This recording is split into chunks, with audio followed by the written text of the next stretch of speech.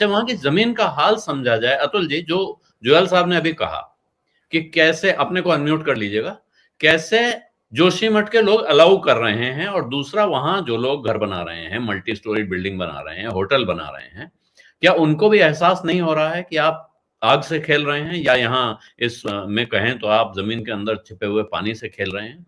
आप अपने को अनम्यूट कर लीजिए, क्योंकि यहां से अनम्यूट नहीं हो पा रहे हैं आप जी। असल में और अब ये इस तर्क के साथ मुझे यहाँ कुछ जो वीडियो है साथ में चलेंगे 2000। अतुल जी, कुछ वीडियो साथ में हेलो, चलेंगे, आप क्योंकि वो वहीं से आए जी, हुए हैं जोशीमठ से। अगर आपको उनमें से कोई संदर्भ लेना हो तो इस्तेमाल कर सकते हैं साथ में। आपकी क्या मेरी आवाज आपको आ रही है? ये आ रही है, आ रही है। तो जो तर्क दिया जा रहा है ये वाला, तो मैं ये याद कर रहा हूं कि 2004-5 में हम लोग जब एनटीपीसी की परियोजना का विरोध कर रहे थे, तब यहाँ जो है इस सूबे के उस समय के जो चीफ सेक्रेटरी थे, आर.एस. टोलिया, वो आए और मैंने उनका घेराव किया यहाँ के ट्रॉली के स्टेशन पर, और उनको ज्ञापन दिया, और उसके बाद मैंने उनको 1976 की मिश्रा कमेटी की रिपोर्ट की याद दिलाई।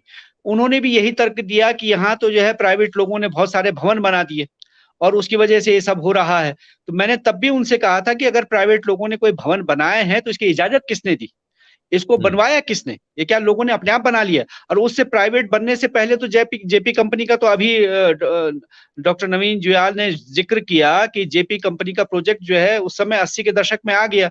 ये तो जो है जोशीमठ के लोग लेकर के नहीं आए प्रोजेक्ट को, एनटीपीसी का प्रोजेक्ट जोशीमठ के लोग लेकर के नहीं आए।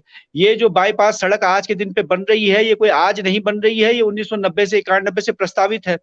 और ये जो बाकी जो सड़क वाइडनिंग के काम हैं, तो वो सरकार ही ला रही है।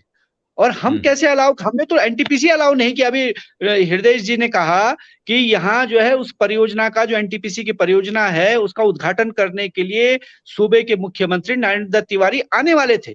एनटीपीसी ने सारे इंतजाम उनके लिए कर दिए थे, हमने नहीं होने दिया उद्घाटन जोशीमठ में, हमने विरोध किया।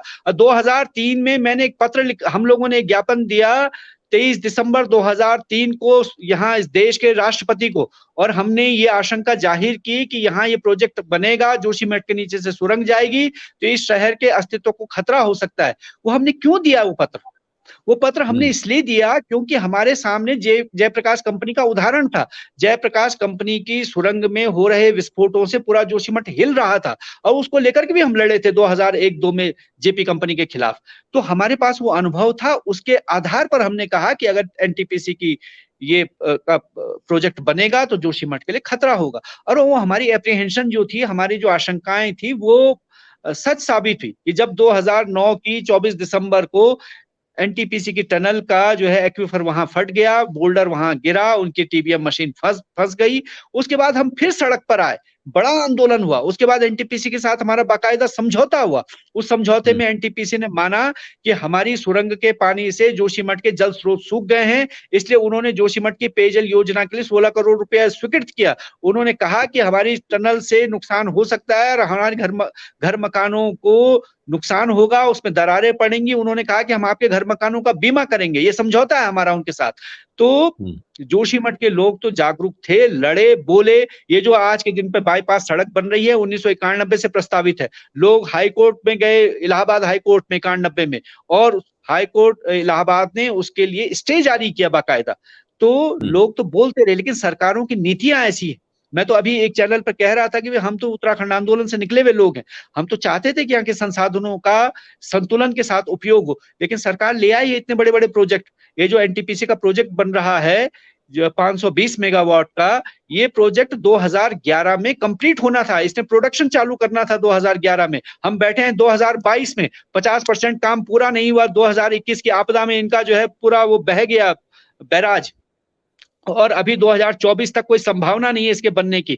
और उस आज के दिन बिजली का रेट 16 रुपए है, अगर अब आज बना देते हैं, और अगर 2024 में बनाएंगे तो 24 रुपया रेट होगा पर यूनिट का।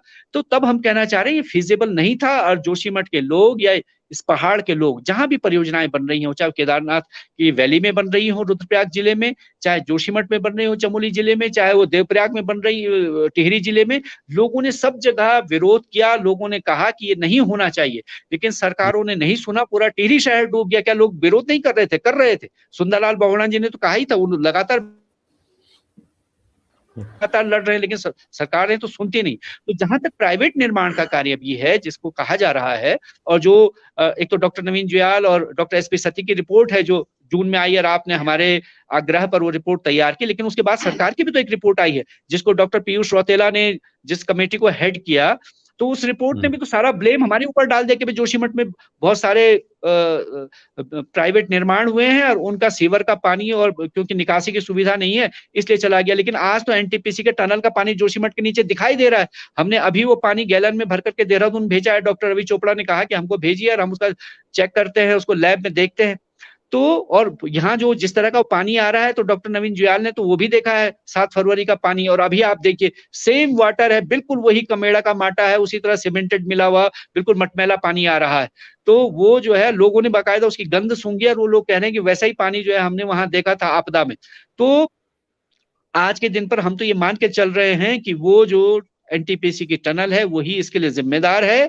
और आज तो प्रशासन ने हमारे दबाव में एनटीपीसी का काम रोक दिया है, उसका आदेश जारी कर दिया। बल्कि मैंने शायद है कि आपको आलोक जोशी जी को भी और डॉक्टर ये हृदय जोशी जी को भी और डॉक्टर नवीन जुयाल जी को भी वो भेजा है पत्र, जिसमें प्रशासन ने बाकायदा एनटीपीसी का काम रोक दिया है, नीचे बाईपास का काम रोक दिया है। तो अगर उन्होंने काम रोका है तो उन्होंने भी इस बात को माना है कि उसकी सुरंग में हो रहे विस्फोटों से जोशीमठ को नुकसान हो रहा है। सत्य हिंदी का ऐप डाउनलोड करें गूगल प्ले स्टोर पर।